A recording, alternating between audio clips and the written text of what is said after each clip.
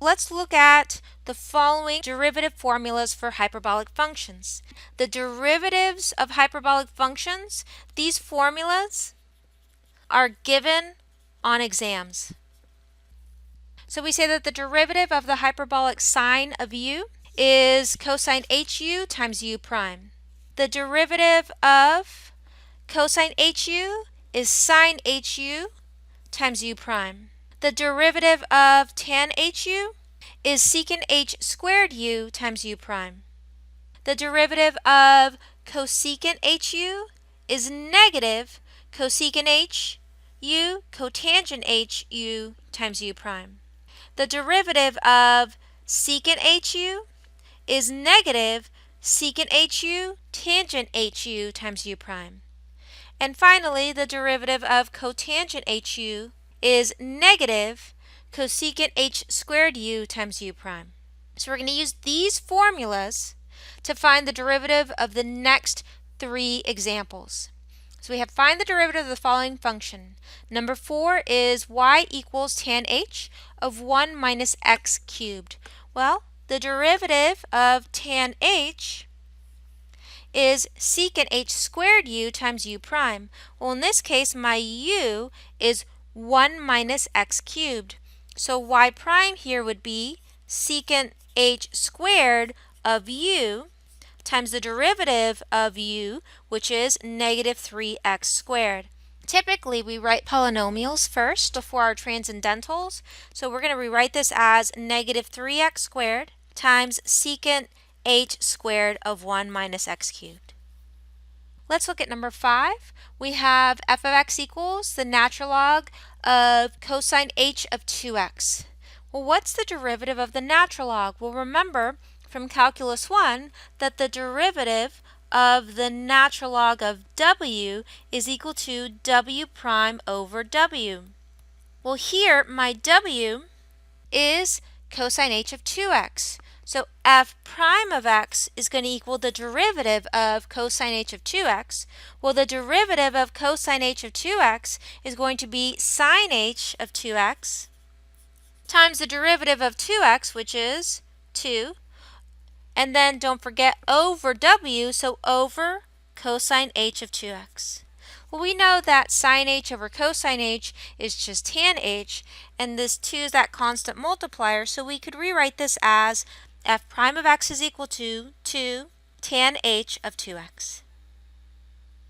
Number 6, y equals x squared sine h of 1 over x. The first thing we're going to do is we're going to rewrite 1 over x with a negative exponent, so it's easier for us to take the derivative. So we're going to write this as y is equal to x squared times sine h of x to the negative first.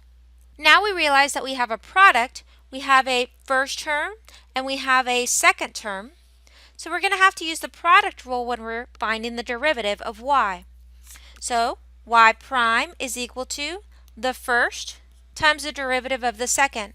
Well, the derivative of sine h of x to the negative first is cosine h of x to the negative first times the derivative of x to the negative first, which is negative x to the negative second. So the first times the derivative of the second plus the second sine h of x to the negative first times the derivative of the first, which is 2x. Now let's clean this up. First, if we rewrite things without negative exponents, we have x squared cosine h of 1 over x times negative 1 over x squared plus sine h of 1 over x times 2x. We'll notice in this first set that I have an x squared in the numerator and an x squared in the denominator, so those two are just going to cancel, and the first term becomes negative cosine h of 1 over x. And for the second term, again, we typically write these things first before our transcendentals, so then we write plus 2x times the sine h of 1 over x. Example 7 is asking us to find an equation of the tangent line to the graph of the function at the given point. We have that our function is y equals e raised to sine hx, and that our point is 0, 1. Well, to find the equation of the tangent line, we know that we first need to find the derivative. So let's go ahead and find y prime first, because we need to find the derivative in order to find the equation of the tangent line. Recall from Calculus 1 that the derivative of e to the w is equal to e to the w times w prime. So here, the derivative for y prime would be e to the sine h of x times the derivative of the sine h of x, which is the cosine h of x. So let's rewrite this as cosine hx times e to the sine hx. Now that we have the derivative, we can find the slope of the tangent line by plugging in the given value of x into our derivative. So to find the slope m of the tangent line, we need to find y prime of 0. We need to figure out what is cosine h of 0 times e raised to the sine h of 0. Let's grab a calculator to find that number. So cosine h, I'm just going to scroll back up and hit that button and change that to 0. Cosine h of 0 times e raised to the, and I'm going to scroll up and hit this one and change that from a 1 to a 0. Cosine h of 0 times e raised to the sine h of 0. Or you could have gone back to the catalog to determine those numbers. And you end up with 1. So the slope of the tangent line is equal to 1.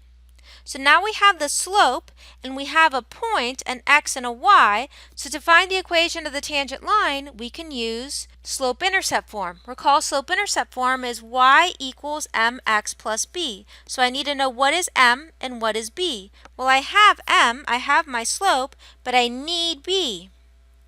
Well, how would I find b? Well, I have an x and I have a y. So 1 equals slope, which is 1, x, which is 0, plus b. That gives you enough information to solve for b. So this is 0, and we know that b is equal to 1. Therefore, the equation of the tangent line is y equals m, which is 1, x. So I don't need to put a 1 in front of my x. We can just say x plus b. The equation of the tangent line to the graph of the function at that given point is y equals x plus 1. Now let's look at the integrals of hyperbolic functions. On an exam, the integrals of the hyperbolic functions would be given to you. These formulas will be given. We say that the indefinite integral of sine h of u du is cosine hu plus c. The indefinite integral of cosine hu du is sine hu plus c. The indefinite integral of secant h squared u du is tan hu plus c. The indefinite integral of cosecant h squared u du is negative cotangent hu plus c. The indefinite integral of secant hu tangent hu du is negative secant hu plus c. And the indefinite integral of cosecant hu times cotangent hu du is negative cosecant hu plus c. So let's find the indefinite integral for numbers 8 and 9. So the first one is the indefinite integral of sine h of x over 5 dx. For number 8, instead of having it as x over 5, we know that we could rewrite this as the hyperbolic sine of 1/5 x. It just makes it easier to deal with than just having that 5 in that denominator. Well, now we can see that our u would be that 1/5 x. So if u is my 1/5 x, the derivative du would be 1/5 dx. Well, I don't have a 5th dx, so I multiply both sides by 5, and I get 5 du is equal to dx. Therefore, we can rewrite this guy as the indefinite integral of the hyperbolic sine of u, and then instead of dx, we can write 5 du. Integrating here, we'd get 5, because remember it's a constant multiplier, multiplies along. The indefinite integral of the hyperbolic sine is the hyperbolic cosine of u plus c.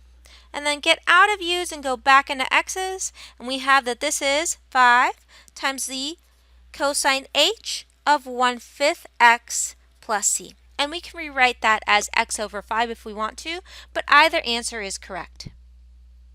What about number 9? Well, number 9 is the indefinite integral of sine h squared x cosine h x dx. We could rewrite this right here as the indefinite integral of sine hx quantity squared cosine hx dx. Well, since sine hx is being raised to a power, that's what u should equal. Well, if u is equal to sine hx, the derivative of sine hx, if you go back to the page before, is the cosine h of x. So the derivative of sine hx is cosine hx dx, which is perfect because that's exactly what I have. So I could rewrite this as the indefinite integral of u squared du. Well, I can integrate u squared du. That's just going to be u cubed over 3 plus c. Finally, get out of u's and go back into x's, and we end up with this is equal to sine h cubed of x all over 3 plus c. What about number 10? Number 10 is asking us to evaluate the definite integral. So the difference between 8, 9, and 10 is for 8 and 9, our answer was the antiderivative, which is a family of functions which we show by adding in that constant of integration. But number 10 is the definite integral, so that's that net area under the curve, which means that we're going to be plugging in those limits of integration to find a final answer. How do I integrate cosine h of the natural log of x over x dx? Well, if the natural log is present in your integrand, the natural log should always be u. So if the natural log is present in your integrand, the natural log should always be u. So if I let u equal the natural log of x, the derivative du would equal 1 over x dx. Well, if you think about it, that's exactly what you have, because if you look at this definite integral, you could rewrite this as cosine h of ln of x times 1 over x dx, which is perfect. So then we replace our x's with u's. Since I'm not changing my limits of integration, I have to make sure that I write x equals 1 and x equals 2 to remind myself that the limits of integration are in x's, not u's. And then this just becomes cosine h. Instead of ln of x, I write u. And then instead of this 1 over x dx, I write du. Well, I can integrate cosine hu du. That's just sine hu. So this is going to equal sine hu. And I don't need my plus c because it's a definite integral, so I know that I'm evaluating it from x equal 1 to x equal 2. Moving over here to the right hand side because we ran out of space, getting out of u's and going back into x's, this becomes sine h of the natural log of x. And that's evaluated from 1 to 2. Plugging in the limits of integration, that becomes sine h of the natural log of 2 minus sine h of the natural log of 1. Plugging that into a calculator, so we have sine h. So remember, for sine h, you can go second and then catalog, and then you'd hit the letter S, which is the natural log button, and you scroll all the way down to sine h. You select sine h, and then you say natural log of 2. And then you're going to say minus, and then same thing. So I'm going to scroll up to choose this sine h so I don't have to find it in the catalog. And then I'm just going to change that number 1 to the natural log of 1. Here we go. Sine h of the natural log of 2 minus sine h of the natural log of 1. You hit enter, and that equals 0.75 or 3/4. So this definite integral is equal to 3/4.